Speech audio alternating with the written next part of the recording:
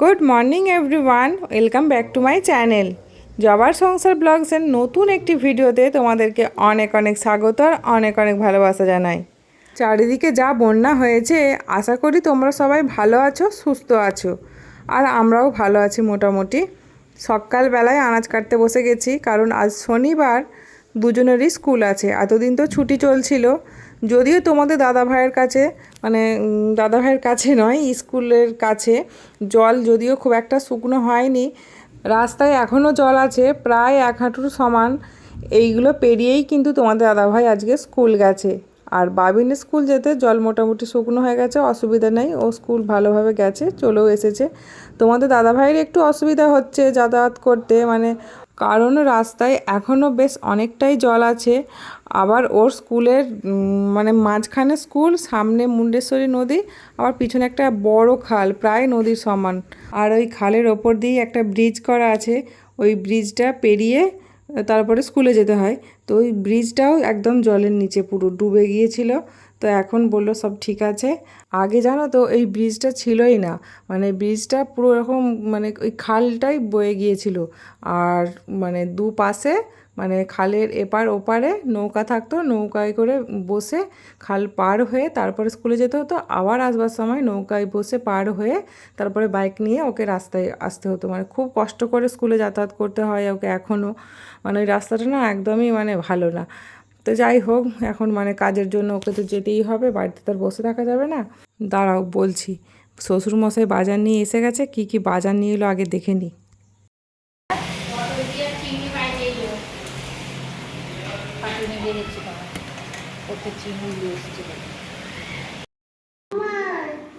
ওটা কে?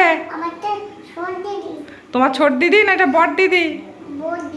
তাহলে আর তুমি কে তোমাকে সাজিয়ে দিয়েছে? কাজল পরেছো, লিপস্টিক পরেছো? কে পরিয়ে দিয়েছে? এভাবে দেখাচ্ছ কেন? এটা কে হয়? আবার সেই ছোট দি, বড় দিদি? নাহলে দি ভাই, দি ভাই বলবে। পাপা তো ঘরেই আছে, যা।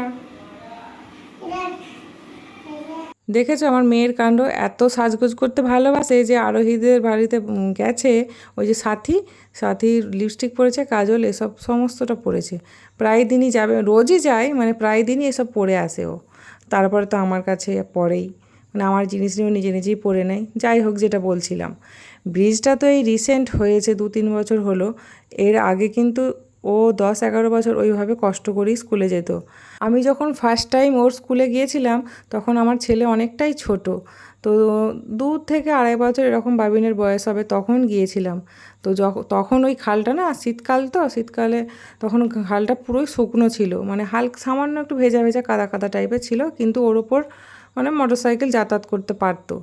তো ও যখন খালটা দিয়ে নামছে, আস্তে আস্তে আস্তে আস্তে, আমার বুকের ভেতরটা একদম ঢিপ ঢিপ করছে, এরকমটা এত ভয় পাচ্ছি। আমি বলছি আমাকে নামিয়ে দাও, তো তারপরে একটা জায়গায় পুরো নামতেই হলো, নেমে হেঁটে বাইকটা নিয়ে ওকে পার হতে হলো। তো তারপরে আবার বাইকে বসে আমার স্কুলে গেলাম। তো এরকমটা ও সেটাই বলছে তুমি শুকনো অবস্থায় এরকম করছো, তাহলে তুমি বর্ষাকালে দেখলে কি অবস্থা হবে, পুরো নদীর মতো খালটা পুরো ফেঁপে ফুলে চারিদিক জল, একদম বলছে নৌকা পুরো দুলবে হাওয়ায়। আমি বলছি হ্যাঁ, বলে হ্যাঁ, কতটা ভয় লাগবে তার ঠিক নেই। ওর তো যা আশা করে করে অভ্যাস হয়ে গেছে, ওর কিছু মনে হচ্ছে না। কিন্তু আমি তখন সেই শুকনো অবস্থাতেই আমার যে অবস্থা হয়েছিল, তাহলে আমি এরকম বন্যার জল এলে তাহলে আমি কি করতাম কে জানে। তাহলেই ভাবো একটা মানুষকে কতটা কষ্ট করতে হয়। অনেকেই ভাবে চাকরি করে, চাকরির পয়সা, এরকম ভাবে, অনেকে বলে। এরকমও মানুষ আছে, অনেকেই বলেছে আমাদেরকে যে তোমাদের তো চাকরির পয়সা, চাকরির টাকা যাবে আসবে, টাকা পেয়ে যাবে, তো তাদেরকে খাটতে হয় না, তাদেরকে স্টুডেন্টদেরকে পড়াতে হয় না নাকি? একজন কি বলবো, তাদেরকে না মাঝে মাঝে বলার ভাষা খুঁজে পাই না, তারা কি সত্যিই বোকা নাকি বোকা সাজার ভান করে, আমি জানি না। তো যাই হোক, মানুষকে যে কতটা কষ্ট করতে হয় তার ঠিক নেই। বন্ধুরা, এইমাত্র স্নান টান করে এলাম, আর এখনই একটু টাইম পেলাম। কত কাজ, সকাল থেকে আজকে অনেক কাজ ছিল, তো সেই জন্য তোমাদের সামনে এসে আর কথা বলার সুযোগটা পর্যন্ত হয়নি একটুও। দেখো ঘড়ি কাটে কটা বাজছে বলো তো, পুরো 11:30। দেখো একদম 11:30 বাজছে, আর এই মাত্র টাইম পেয়েছি, এখনও অনেক কাজ আছে। ঠাকুরের বাসন ধোয়া আছে, পুজো করা আছে, তারপর ছাদের থেকে শুকনো জামা কাপড় তুলে নিয়ে আসতে হবে আর মেয়েকে স্নান করাতে হবে। তো এই কাজ আছে এখনও। মেয়ে যদিও এখন বেড়াতে গেছে ওর ঠাম্মি নিয়ে ওই আমাদের বাড়ি অর্পিতাদের বাড়ির ওইদিকে, তো বেরিয়ে আসুক, ততক্ষণে আমি পুজো আর জামা কাপড়গুলো তুলে নিয়ে আসি। চলো এখন যাব সোজা ছাদে, ভিজে জামা কাপড়গুলোও মেলতে যাব স্নান করার, আর ঠাকুরের বাসন নিয়ে যাব। তো এই সব কাজগুলো কখনো করে নিই তাড়াতাড়ি করে, মেয়ে আসতে করতে।